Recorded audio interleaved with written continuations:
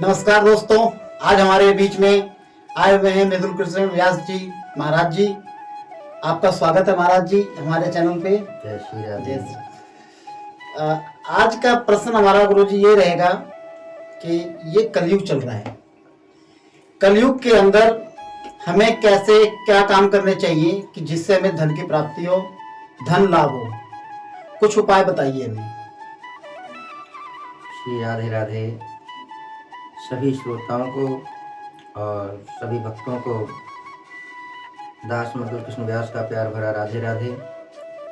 और श्री राजेंद्र जी, आपको बहुत बहुत साधुवाद जो इन छोटे छोटे प्रश्नों के द्वारा आप समाज तक ये बातें पहुंचा रहे हैं,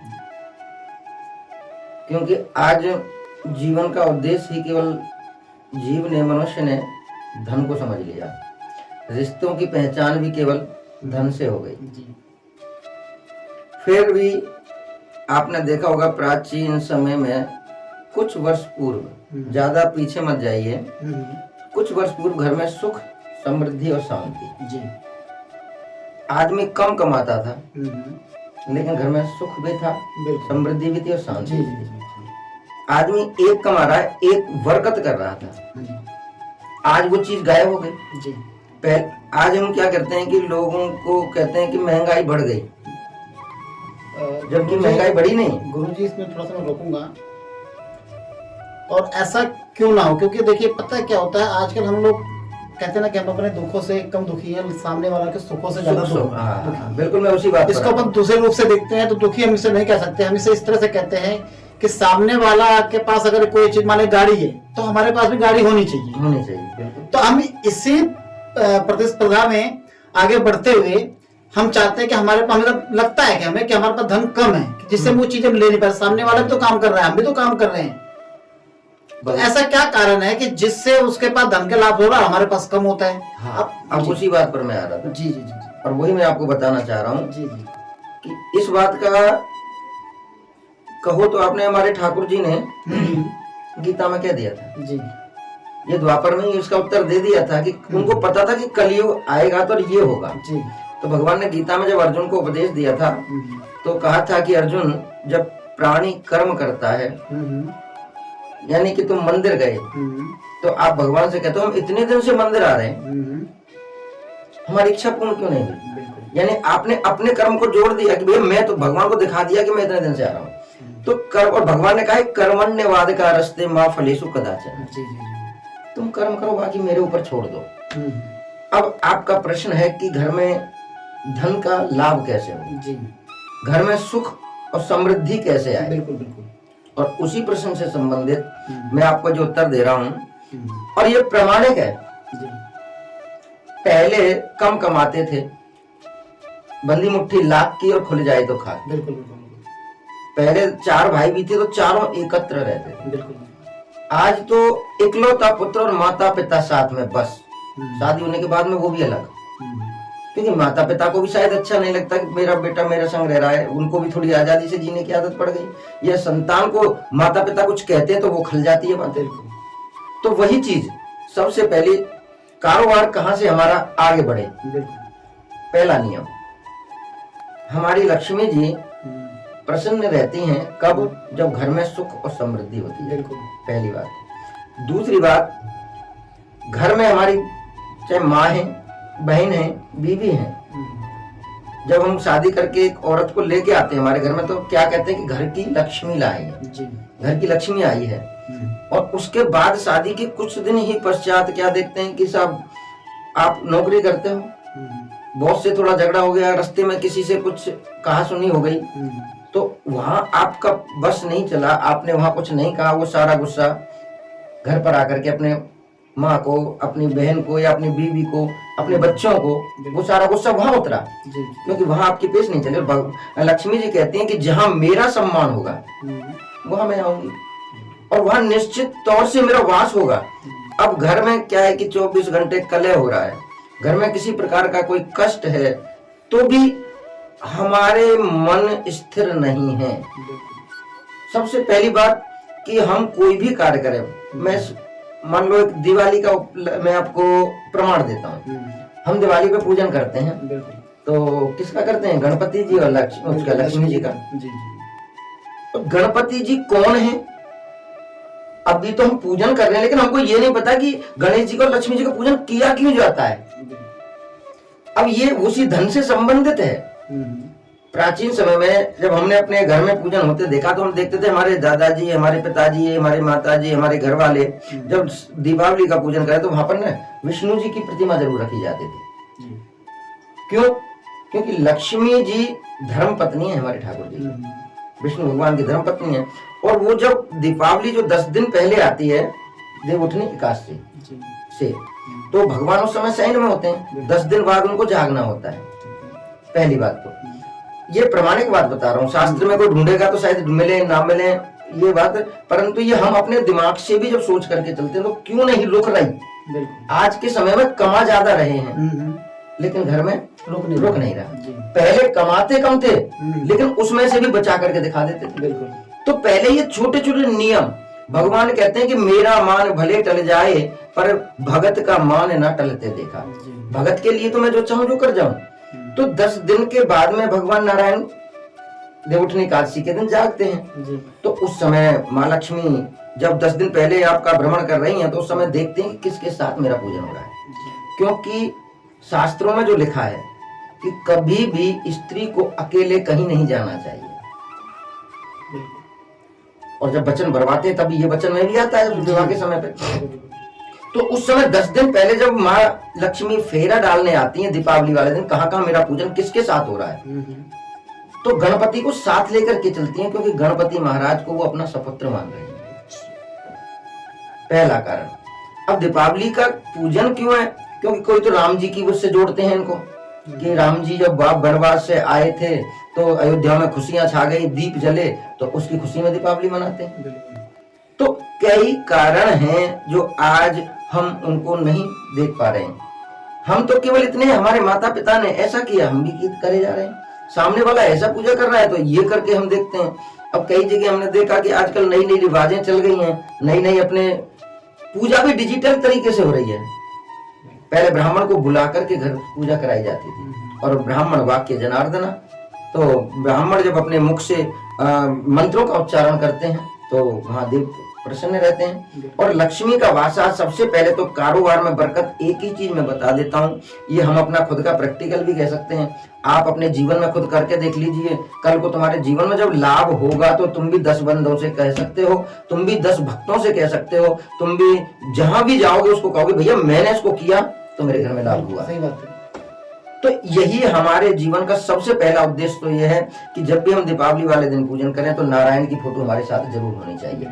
क्योंकि अब आपकी धर्म पत्नी, मान लो प्रमाणिक हम देते हैं, आपकी धर्म पत्नी मायके गई, कह के गई कि बच्चों की छुट्टी है जी, अब 10 दिन रहा हूँ, आपकी आज्ञा हो तो आपने भी खुशी खुशी आज्ञा दे दीजिए। बिल्कुल, देखो साल भर तुम घर में रहती हो तो 10 दिन तुमको मायके में जाना जरूरी है, और आने जाने से प्रेम भी बढ़ता है। तुमने 10 दिन के लिए कहकर उनको भेज दिया, मान लो घर में कोई इमरजेंसी आ गई, बेचारी जाके पहुंची, एक रात्रि उसने अपने घर पे गुजारी, और आपके घर में इमरजेंसी आ गई कि उसके बगैर ये काम हो ही नहीं सकता। आपने उनको फोन किया, कोई संदेश भेज दिया कि बहुत इमरजेंसी है जी, आपको आना पड़ेगा, तो वो धर्मपत्नी रुकेंगी या आएंगी? आएंगी, क्योंकि उनको पति धर्म भी निभाना है। तो ऐसे ही 10 दिन पहले जब लक्ष्मी माँ भ्रमण के लिए निकलती हैं तो वहां पर जब देखती हैं कहाँ कहाँ किसका पूजन हो रहा है, तो गणेश जी का पूजन इसलिए क्योंकि गणपति महाराज सर्वप्रथम देवता है, पूजनीय। देवताओं की पूजा हो तो सबसे पहले गणपति पूजन होती है, तो इसलिए लोग गणपति जी को रखते हैं पूजन में। लक्ष्मी जी, गणेश जी को साथ पूजेंगे तो लक्ष्मी जी ज्यादा आएंगी, ये ऐसा कुछ नहीं है। वहाँ गणेश जी सबसे पूजनीय हैं तो वो सबसे पहले यूं पूजे जा रहे हैं। और आज के समय में हमें धन की जरूरत है तो लक्ष्मी जी को इसलिए वहां पर पूजन कर रहे हैं। तो वहां पर लक्ष्मी जब देखती है कि मेरे पुत्र के साथ मेरी पूजा हो रही है लेकिन मेरा पति तो यहाँ है नहीं, और 10 दिन के बाद वो जगेंगे, मुझको तुरंत भागना है, तो लक्ष्मी जी, यानी तुम घर में कमा रहे हो 1 लाख रुपए आया, और 10 दिन में, महीने में उसने अपने जाने का रास्ता बना लिया, क्योंकि वहां प्रभु नारायण जागने वाले हैं, तुरंत गई वहां पर। तो यही कारण है, जब आप सबसे पहला नियम तो यही है कि कारोबार कैसे बढ़े और कैसे हमारे लाभ हो, तो दीपावली वाले दिन आप जब पूजन करें तो एक तो नारायण का फोटो जरूर रखें। नारायण का चित्रण जरूर करें, नारायण का आह्वान जरूर करें उनके साथ में। जब नारायण होंगे तो उन्होंने कहीं बाहर जाने की आवश्यकता नहीं है, उस घर में बरकत होगी, पहला। दूसरा, चाहे वो हमारी देवी हैं, चाहे हमारी बहन है, चाहे वो हमारी माँ है, चाहे भुआ है, उसमें साक्षात लक्ष्मी का वास है। कभी भी ये शब्द सुनो कि उनके प्रति हमारे से अपशब्द ना निकले। ठीक है, कभी कभी गुस्से में होते हैं, वैसे भी कहते हैं कि जब रिश्ते में थोड़ा सा क्या बोलते हैं उसमें प्रेम है, और उसके बाद भी यदि तुम्हारी जो आजकल तू में चलती है, इसको अपनी भाषा में तू में कहते हैं, झगड़ा कहते हैं, यदि ये भी नहीं है तो आनंद नहीं है, समझ लो फिर ये झूठा प्रेम है, सच्चाई। यदि भाई सब्जी बनाते हो तो नमक मिर्च डालोगे तभी सब्जी में स्वाद आएगा। ये तुम्हारी थोड़ा सा खट्टा, थोड़ा मीठा, कभी तुमने उसको चोट मारी, कभी उन्होंने तुमको डायलॉग मारा, तो ये जीवन का एक हमारा हिस्सा है। ऐसा प्रेम जरूरी है, और वही प्रेम जब घर में लक्ष्मी, तुम्हारी धर्म पत्नी, तुम्हारी बहन जी, तुम्हारी माता जी जब खिलखिलाती हुई आएंगी, हंसते हुए दिखेंगी, ऑटोमेटिकली माँ देवी लक्ष्मी का वास तुम्हारे घर में 100% होगा, और धन लाभ भी होगा। अब लोग कहते हैं महाराज जी ये कर लें तो वो हो जाएगा, तुम बहते हुए पानी में ये कर दो, लक्ष्मी जी, और तुलसी में जल जूस चढ़ाओ, लक्ष्मी बरसेगी। ऐसा तो महाराज जी देखो, मैं इन चीजों को कहता हूँ, शास्त्रों में कहीं भी ये चीजें नहीं लिखी हैं, पर हाँ इन बात के मैं प्रमाण भी दे सकता हूँ कि हमारे घर की लक्ष्मी खुश है तो वो खुश अपने आप हो जाएगा।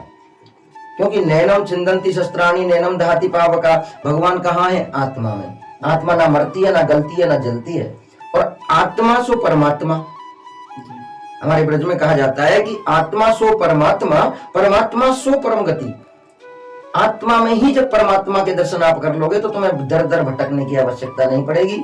और ये छोटे छोटे नियम है, जैसे तुम कहते हो बरकत। बरकत का मतलब क्या है? क्यों?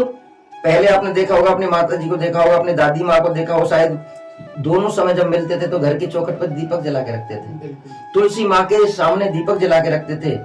आज की माताएं, देवियां, बहनें ये चीजें एक प्राचीन कला समझती हैं, इनको ये समझते ये तो क्या ढकोसले हैं, लेकिन ये छोटी छोटी बातें हैं। घर की चौखट पर दीपक जलाना, शाम को तुलसी की एक दीपक जलाना। जब आप भगवान के द्वार पर उजाला करोगे तो तुम्हारे जीवन में अपने आप ही उजाला हो जाएगा। पहला। दूसरा कारण ये हो गया।